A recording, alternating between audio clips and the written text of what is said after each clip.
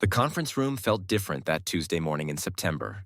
Maybe it was the way Richard Hartwell sat at the head of the mahogany table, his expensive charcoal suit perfectly tailored, but somehow making him look smaller rather than more authoritative. Or maybe it was the stack of supplier contracts he'd placed in front of me with the kind of theatrical precision that screamed amateur hour management theater. The morning light streaming through the floor-to-ceiling windows caught the gold of his cufflinks. Cartier, probably, the kind of ostentatious display that new executives use to establish their importance. "David, we need to talk about these procurement decisions," he said, tapping the contracts with his Mont Blanc pen. The pen was new, like everything else about him. Probably cost more than most of our factory workers made in a week. Everything about Richard Hartwell was new. New CEO, new philosophy, new disregard for the systems that had kept Meridian Construction Materials profitable and respected for over 3 decades. I'd been head of procurement for 11 years, 4 months, and 16 days. Not that anyone was counting, but when you've dedicated more than a decade of your professional life to building something meaningful, the numbers matter. 11 years of getting up at 5:30 every morning, arriving at the office before most people had their first cup of coffee. 11 years of building relationships with suppliers who understood that our reputation was built on quality and reliability, not just competitive pricing. 11 years of ensuring that every material that went out with our company logo met safety standards that often exceeded industry requirements. Those weren't just abstract metrics on a spreadsheet. They represented thousands of construction projects where contractors trusted Meridian Materials to perform exactly as specified. Office buildings that wouldn't sway in earthquakes because our steel met precise tensile strength requirements. Residential developments where families slept soundly because our waterproofing systems actually worked. Infrastructure projects that would last decades because we'd refused to compromise on quality when cheaper alternatives were readily available. "These rejection rates are unacceptable," Hartwell continued, sliding a spreadsheet across the polished table surface. His manicured finger traced lines of data as he spoke. "You've turned down 40% of cost-saving opportunities this quarter. 40%, David. That's leaving money on the table, and frankly, it's money we can't afford to leave there anymore." I glanced at the spreadsheet without picking it up, recognizing my own data formatted in a way that stripped away context and nuance. I'd seen these numbers before, run them through my own analysis, reached conclusions that apparently differed dramatically from our new leadership's priorities. The cost-saving opportunities he referenced so enthusiastically were offers from suppliers whose idea of quality control involved checking maybe one sample out of every 100 units produced. Companies that viewed safety standards as suggestions rather than requirements. Operations that bid low because they planned to deliver exactly what they were paid for, regardless of whether it met the specifications our customers depended on. Those rejections were based on safety standards and quality metrics that have served us well for over a decade. I replied calmly, keeping my voice level and professional. The suppliers we turned down couldn't demonstrate consistent compliance with industry regulations. More importantly, they couldn't provide the kind of performance guarantees that our customers expect when they pay premium prices for Meridian products. Hartwell leaned back in his chair, the kind of calculated gesture he'd probably learned in whatever MBA program had convinced him that business was just a series of power moves and profit margins. He'd been with the company for exactly 4 months, brought in by a board of directors who'd bought into his presentation about maximizing shareholder value and streamlining operational inefficiencies. His PowerPoint slides had been impressive, full of industry buzzwords and case studies about companies that had increased profitability by embracing disruptive procurement strategies. What they'd really hired was someone who confused cutting costs with creating value, who saw every expense as waste rather than investment. "David, I'm going to be direct with you." He paused for effect, the way people do when they're about to say something they think is profound. "You're too soft for this business. We're not running a charity here. We're running a company that needs to compete in a tough market.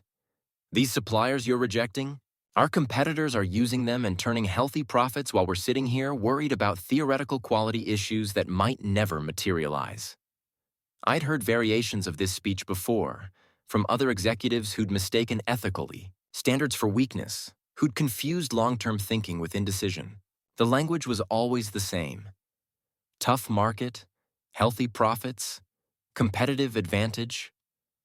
Corporate speak that sounded impressive in board meetings but ignored the fundamental reality that reputation took decades to build and could be destroyed in months by the wrong decisions. What they never mentioned, what they never wanted to discuss in their quarterly reviews and strategic planning sessions, was what happened when cost-cutting measures led to product failures, when safety incidents made headlines, when the kind of reputation damage that took years to repair became tomorrow's crisis management nightmare. Sir, with respect, those competitors are also dealing with increased insurance costs, legal settlements, and customer retention problems, I said, maintaining the professional tone that had served me well through 11 years of similar conversations with previous executives. Short-term savings often become long-term liabilities. The suppliers I've rejected this quarter have track records of quality control failures that would expose us to exactly those kinds of risks. Hartwell's expression hardened, his jaw tightening in the way that signaled he was processing my response, not as expertise to be considered, but as resistance to be overcome. I could see him cataloging my words as evidence of the problem he'd been hired to solve. Employees who were too concerned with procedure, too risk-averse, too invested in the old ways of doing business to embrace the innovative approaches that modern markets demanded. In his worldview, which had been shaped by consulting firms and business schools that treated every industry as essentially identical, anyone who raised concerns about his directives was an obstacle to be removed rather than a resource to be consulted. He'd probably been told by the executive search firm that hired him to expect exactly this kind of resistance from long-term employees who were change-averse and overly attached to legacy processes. "Let me put this in terms you'll understand," he said, leaning forward with the kind of aggressive posture that was supposed to intimidate but mostly demonstrated insecurity. "You work for me now, and I'm telling you to approve these supplier contracts. We need to reduce our material costs by 15% this quarter, and these suppliers offer exactly the savings we need to hit our targets. If you can't do that, maybe you're not the right fit for this position anymore."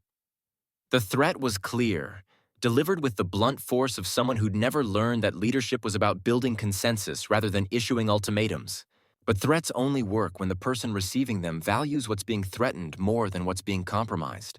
After 11 years of building something I was genuinely proud of, I wasn't about to watch it be dismantled by someone who'd been here since the summer and thought he understood our business better than the people who'd been working in it for decades. "I understand your position," I said, keeping my voice level despite the surge of frustration I felt at his casual dismissal of everything I'd worked to build. "But I can't approve suppliers whose products don't meet our safety standards. That's not being soft. That's protecting the company's reputation and our customers' safety. Those aren't abstract concerns, Richard. They're the foundation of everything Meridian has accomplished over the past 3 decades. Hartwell stood up abruptly, his chair rolling backward with more force than necessary. The gesture was pure theater, designed to emphasize his authority and my subordinate position in a hierarchy that he'd apparently decided needed dramatic reinforcement. But authority that needs to be demonstrated so obviously is usually authority that doesn't actually exist, and I'd been in enough corporate meetings to recognize performance anxiety when I saw it. "Then you're fired, David. Clean out your desk today. I'll have someone from HR handle the paperwork." The words hung in the air between us, final and irrevocable. 11 years of service, of relationships built and crises navigated, of profits protected and disasters averted, reduced to a single moment of corporate theater. I should have been angry. Anyone would have been angry after being dismissed so casually for maintaining professional standards. I should have been devastated at losing a career I'd invested so much of myself in building. Instead, I felt something closer to relief. Relief that I wouldn't have to watch the company I'd helped build make decisions that would inevitably damage its reputation. Relief that I wouldn't have to compromise principles I'd spent years establishing just to satisfy quarterly metrics that ignored long-term consequences. Relief that I wouldn't have to work for someone who saw my expertise as an obstacle rather than an asset. "I understand," I said, standing to meet his gaze with the same professional dignity I'd maintained throughout every difficult conversation in my career. "Thanks for the lesson." The phrase seemed to puzzle him, as if he'd expected anger or pleading or some other emotional response that would validate his power play and confirm his assumptions about how these situations typically unfolded. Instead, I gathered my materials calmly, shook his hand with the same professional courtesy I'd shown to every colleague and contractor I'd worked with, and walked out of the conference room with my head held high. The lesson wasn't the one he thought he was teaching. Walking back to my office on the third floor, I passed colleagues who'd worked with me for years. Some had heard raised voices from the conference room and could probably guess what had happened. Others were focused on their own work, unaware that the procurement department they'd relied on for over a decade was about to undergo dramatic changes. I nodded to familiar faces, maintained normal conversations, gave no sign that my professional world had just been turned upside down. My office overlooked the loading dock where our products were shipped to construction sites across the Pacific Northwest. For 11 years, I'd watched trucks leave that dock carrying materials I'd personally verified met our standards. Concrete additives that would help buildings withstand earthquakes that might not happen for decades. Steel reinforcement bars that wouldn't fail under stress even in extreme weather conditions. Waterproofing systems that would protect structures from water damage for the entire lifespan of the buildings they were installed in. I'd built relationships with suppliers who shared our commitment to quality even when it cost more. Companies that employed quality assurance specialists who understood that safety wasn't negotiable.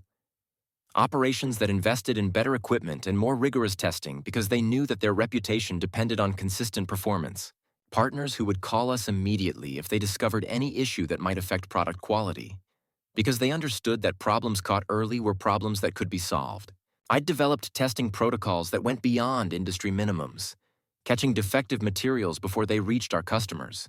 Procedures that had prevented construction delays, safety incidents, and the kind of failures that destroyed trust between suppliers and customers. Systems that had generated consistent profits by ensuring that Meridian products commanded premium prices because they delivered premium performance.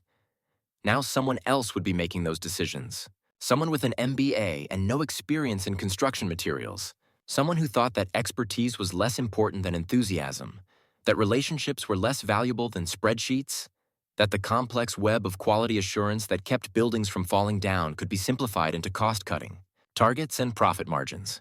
The cardboard box I'd requisitioned from the supply closet felt heavier than it should have as I packed 11 years of professional life into its confines. Awards for safety excellence from industry associations that recognized companies going above and beyond regulatory requirements. Certificates of appreciation from customers whose projects had succeeded because of materials that exceeded their expectations. Photos from trade conferences where I'd represented Meridian with pride, building relationships that had generated millions of dollars in business over the years. Letters from contractors thanking us for catching problems before they became disasters.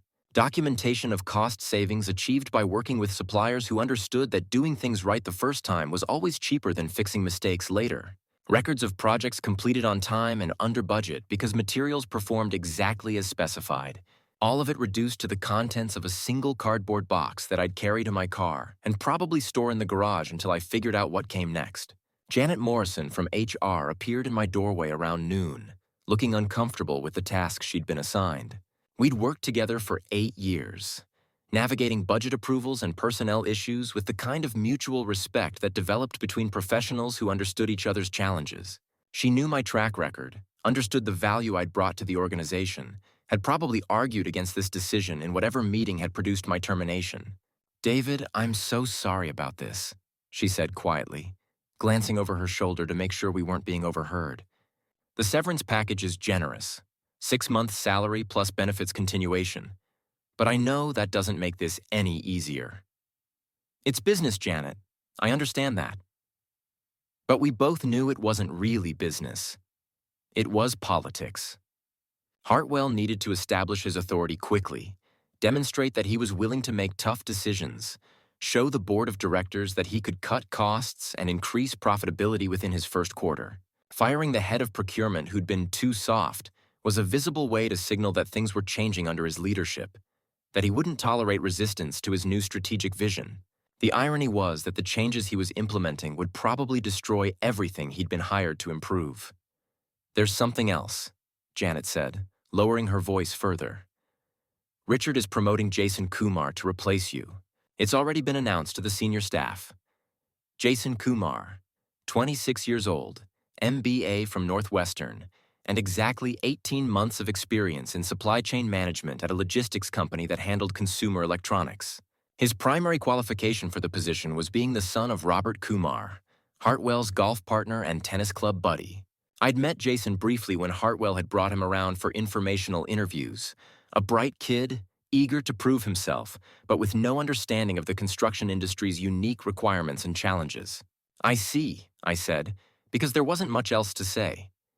Nepotism wasn't illegal, just destructive to morale and dangerous when it put unqualified people in positions where their decisions affected public safety. "David, off the record, a lot of us are concerned about this decision. Your procurement practices have saved this company millions of dollars in potential liabilities over the years." Everyone knows that.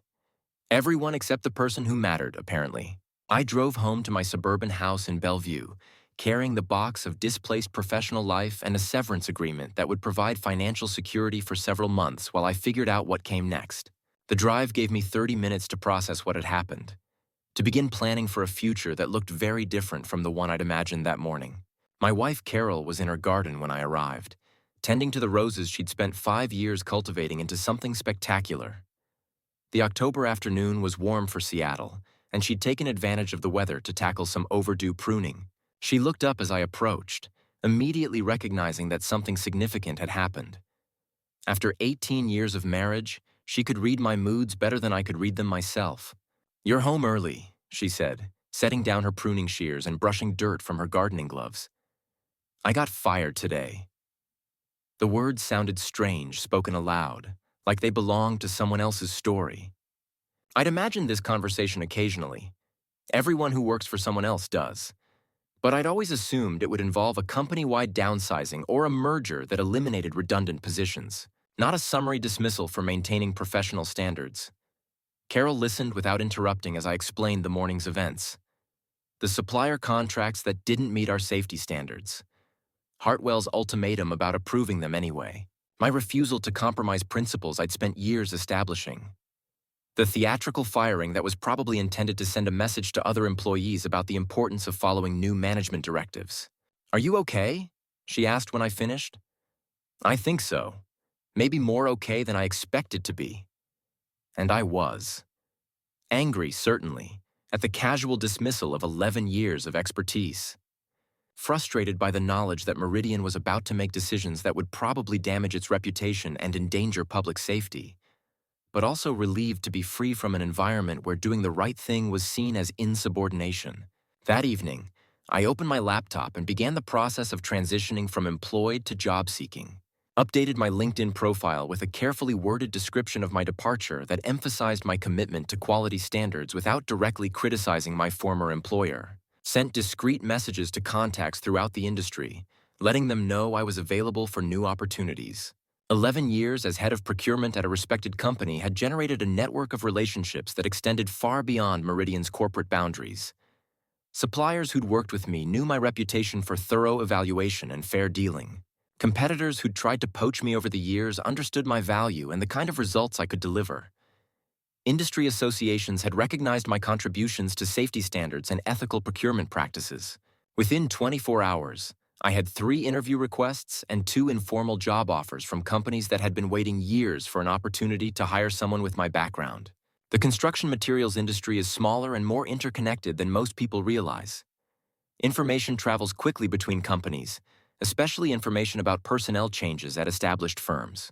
When word spread that Meridian Construction Materials had fired their head of procurement for refusing to compromise on safety standards, it generated exactly the kind of attention that Hartwell probably hadn't anticipated.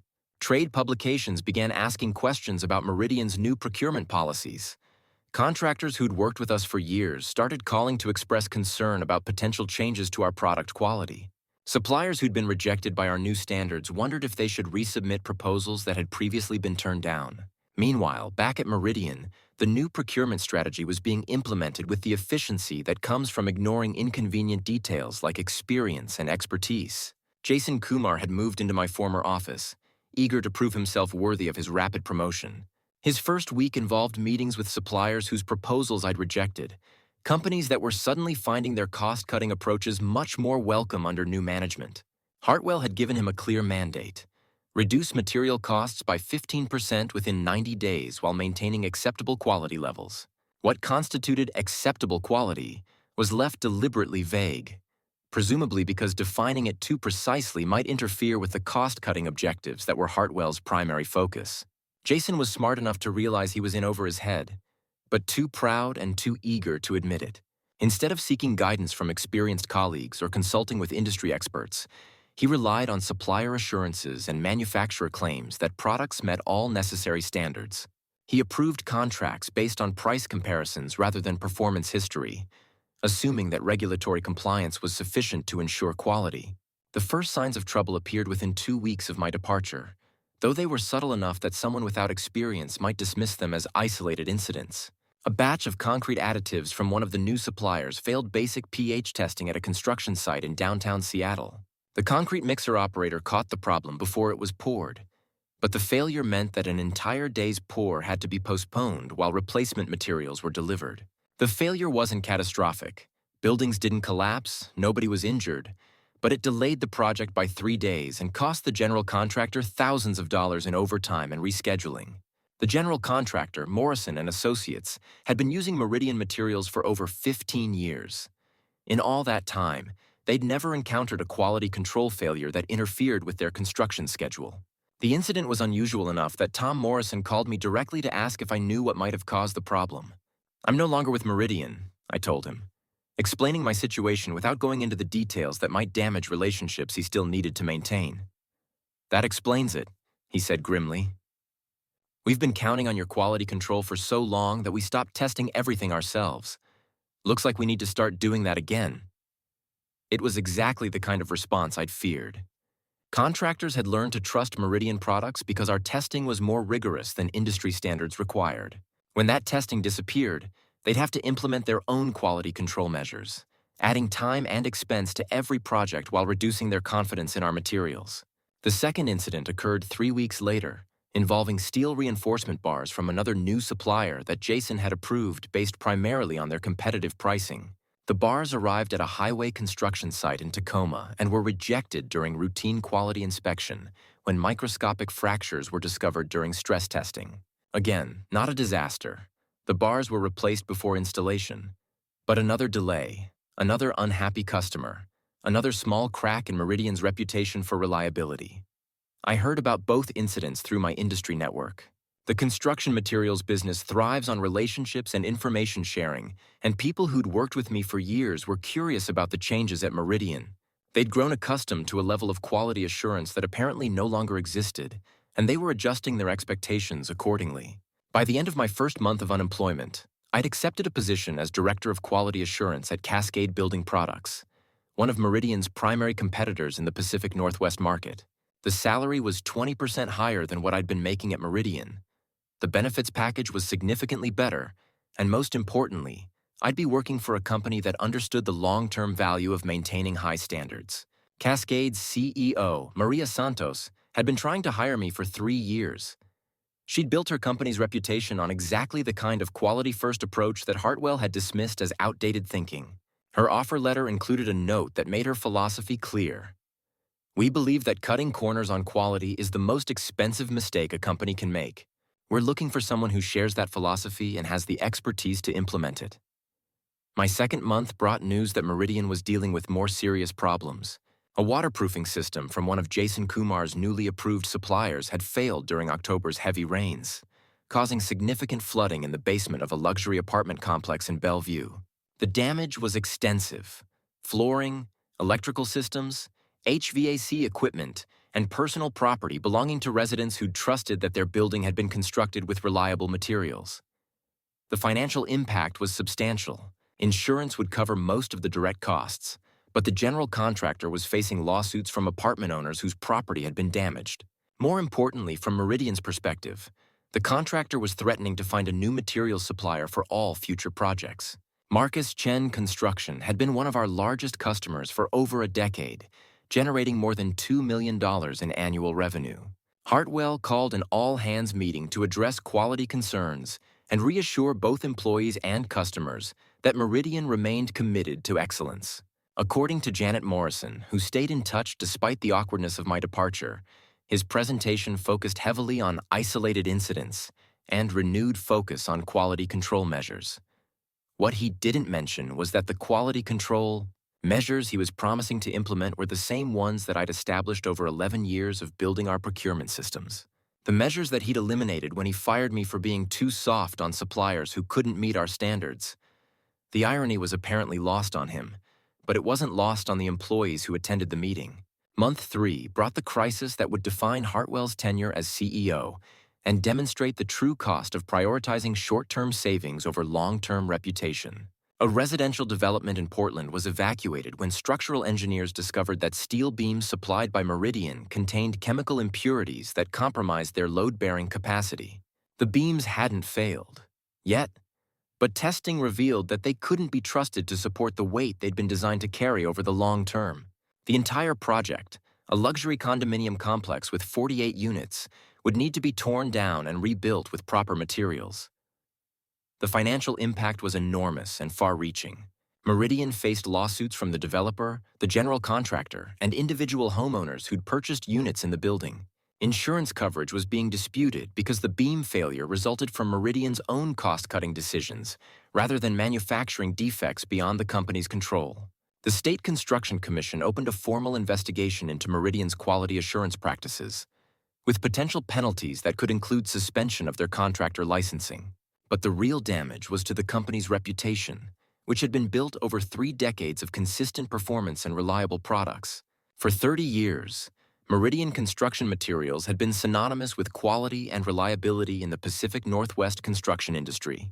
Contractors paid premium prices for our products because they knew those products would perform as advertised, project after project, year after year. Developers trusted us with flagship projects because they knew we wouldn't embarrass them with substandard materials that failed inspections or caused construction delays. Insurance companies offered favorable rates to projects that used Meridian products because our track record demonstrated consistently lower risk of claims and failures.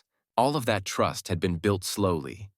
One successful project at a time, one satisfied customer at a time, one crisis prevented at a time. All of it could be destroyed by a single high-profile failure that called into question everything the company stood for. The phone call came on a Tuesday morning in January, exactly 4 months and 3 days after I'd been fired. "David, this is Richard Hartwell at Meridian. I was hoping we could have a conversation." His voice was different, less confident, more careful, with none of the theatrical authority he'd displayed during our last meeting.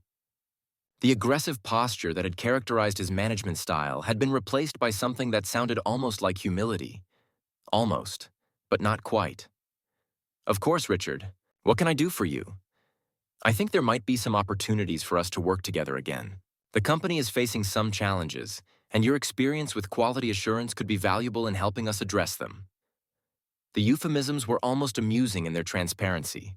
Some challenges was corporate speak for a crisis that threatened the company's survival. Opportunities to work together meant he desperately needed someone to fix the mess he'd created through 4 months of prioritizing cost-cutting over quality control. "Your experience could be valuable," was as close as someone with his ego could come to admitting that firing me had been a catastrophic mistake. "I'm listening," I said, curious to see how far he'd be willing to go to undo the damage he'd done. "Would you be willing to come in as a consultant?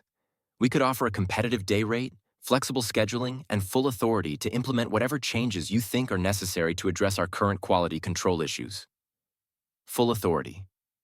The same authority he'd stripped away when he'd insisted that I approve substandard suppliers whose products were now causing exactly the kinds of problems I'd warned him about.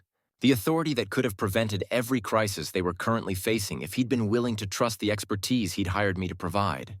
"What happened to the current head of procurement?" I asked, though I already knew the answer from industry contacts who kept me informed about developments at my former employer. There was a pause, the kind of silence that speaks louder than carefully chosen words. "Jason is transitioning to a different role within the organization. We've decided we need someone with more experience to handle the current situation." Translation: Jason Kumar was being demoted or fired, though probably with more dignity and better severance than I'd been afforded. The golf partner's son had learned the hard way that enthusiasm couldn't substitute for expertise, and Hartwell had learned that cronyism was expensive when incompetence had measurable consequences. "I appreciate the offer, Richard, but I'm not interested in a consulting arrangement."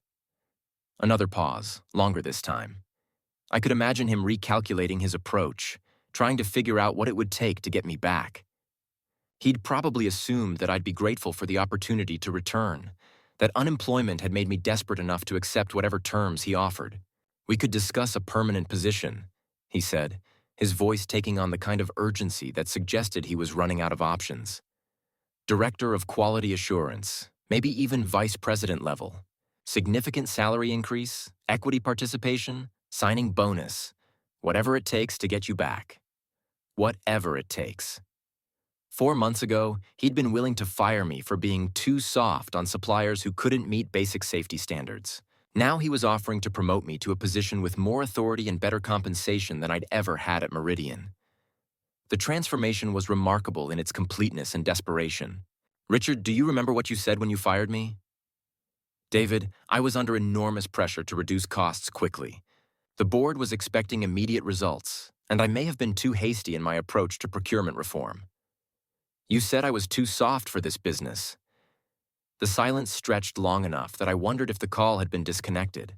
When he finally spoke, his voice carried the weight of someone who'd learned that admitting mistakes was much harder than making them.